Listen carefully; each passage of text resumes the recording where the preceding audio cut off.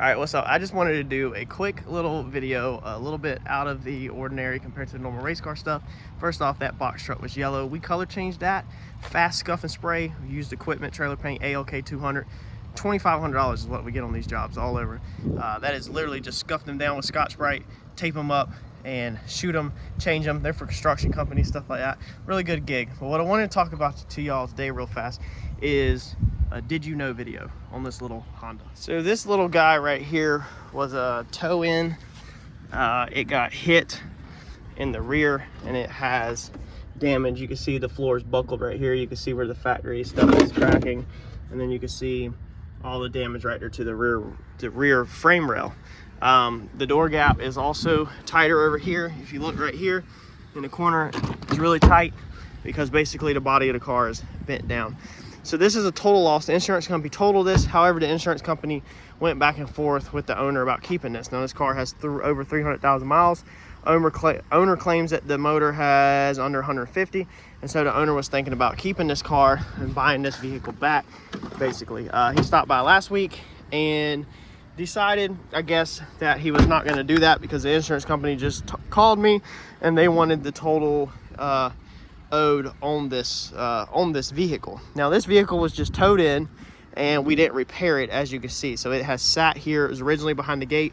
I pulled it out front for the insurance adjuster to look at after hours, out of courtesy, and then I just left it here beside the ditch. So we haven't done anything with this car. Now, with a car like that that's just towed in from the scene of the accident and basically brought in to us to possibly do repairs on it, if it just sits and it doesn't get repaired, what does the shop get paid? Because obviously the shop, we don't store cars for free. It's not going to just sit on my property for free. So I'm going to bill the appropriate charges. We have changed the owner's name and got rid of the information for this video.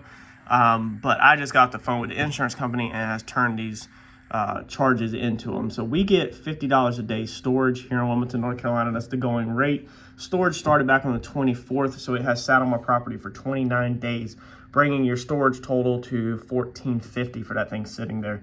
Now all shops get an admin fee. So the going rate on the admin fee is $150. That's for handling everything. And then we get a pre-scan fee of $150. You'd also get a post-scan fee if you repair the vehicle, but this is basically where we want to go in there and hook the scanner up and document or account or look, however you want to call it, what codes are in there beforehand to better determine the repair process and what could need to be done. This brings this total bill to $1,750.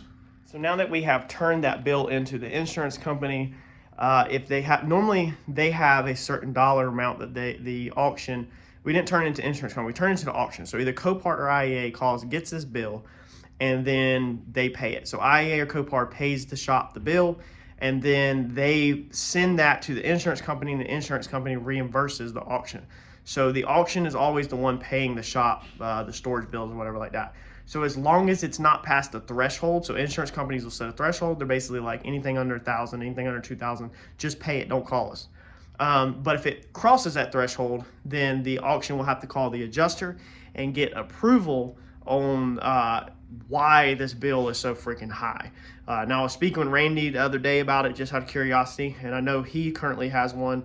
I believe he said that's right at or over $3,000 in storage just sitting there. It's not uncommon to see shops hit very high numbers. I've seen them as high as $20,000 and have to go to court over the storage bill because the car sat for a year or 2 years and the insurance company accidentally forgot about it. The shop just let it sit and kept their mouth shut. So it accumulates storage, and then I guess eventually either the insurance company catches it or the shop gets sick of it or whatever. But one that I seen that a shop won in court legally was it was like $20,000 and some change that the insurance company owed that shop for them storing that vehicle for a very long period of time, and all it did was just sit on their property. So a lot of shop owners, body shop wise, we're not 100% of a body shop. As you know, we buy and sell cars, repair wreck cars. So 95% of my income is dealership. So we're a dealer. 95% of my income is from that. Every now and then, the little ones I catch like this, we put that money into the race car because it got towed in. It sat beside the ditch. My shop didn't work on it. My employees didn't work on it. I didn't work on it. It's just free money. And so that's how another way we fund the race car is we just put kind of free money into it. And we don't put that free money into our business. We put it into my race car. The wife is amazing in that aspect, and she understands that I have to fund my hobby in some way, and we have chose to fund it in ways that we didn't break a sweat to earn that money, along with scrapping cars and catalytic converters and all that kind of stuff.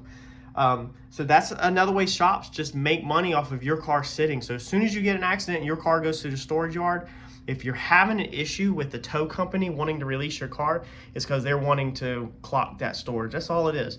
They're wanting to milk that thing as long as they can. They don't want to release it. They don't want to let it go, because as soon as they let it go, then they're done. So the longer the tow yard keeps your car, the higher the bill is they're going to send to the insurance company. And I hear it from customers all the time. The tow yard is running me around. I'm trying to get it to you, but they towed it from the scene. They said it would be good to go tomorrow. It said it'd be good to go tomorrow, just back to back to back, and they won't release it. And I explain to my customers, I'm like, they're milking it as much as they can to get storage on it, and that's all they're doing. Once it hits me in my shop, once it drops in my yard, it gets another storage bill, and then that thing runs up until the insurance company or the auction calls me to schedule to pick it up. So hopefully this thing will be out of here tomorrow. I'll show you all the final check, and I'll let you know if they try to negotiate, because sometimes they want to call and negotiate price, which is absolutely crazy because they won't negotiate their price. So what they pay us hourly to repair these cars, they won't go up on, they won't budge. The going rate is $65 an hour right now on the paint side. And I had a company, the last repair we did a couple weeks ago, I had a company want to pay me only $55 an hour. And I was like, going rate's 65. And he's like, look, I pay 55, you can build a customer for the rest. And I'm like, it's just unreal with these insurance companies. They just don't care, flat out. So, but then they want to call us and say, hey, that's $1,750. You think we can do like $1,500 or $1,200? And I'm like, no, why should I negotiate when you won't negotiate on your side of things? So we'll see what happens with this $1,700 storage bill. We'll see if we get that full amount. If we do, it's gonna be really good for the race car. And we'll see what happens. Stay tuned. So here we are, Tuesday of the following week, and they still have not picked up this Honda. So I spoke with Copart last week, and they said that they would be by to pick it up either Thursday or Friday. Then we had a storm moving in. I figured that wasn't going to happen. But I think the bill was like, I don't know, $1,850, $1,900 at a time, something like that.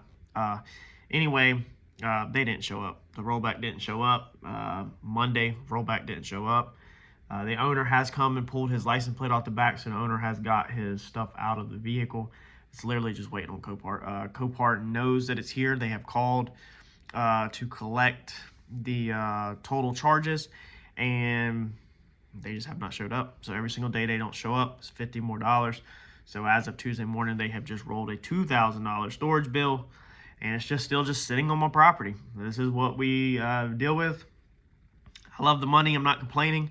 It's pretty easy money as a shop owner with a vehicle just sitting out front. I wish I had about 10, 20 of them out front, but we'll see when they finally get their butts out here and pick this thing up what their total storage bill is. All right, it's a beautiful, cold Thursday morning, and as you can see, our little Honda is going on the side of the ditch. Copart dropped us off the check yesterday.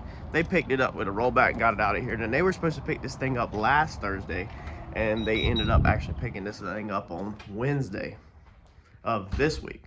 Last Thursday, they were supposed to pick it up. So it sat longer.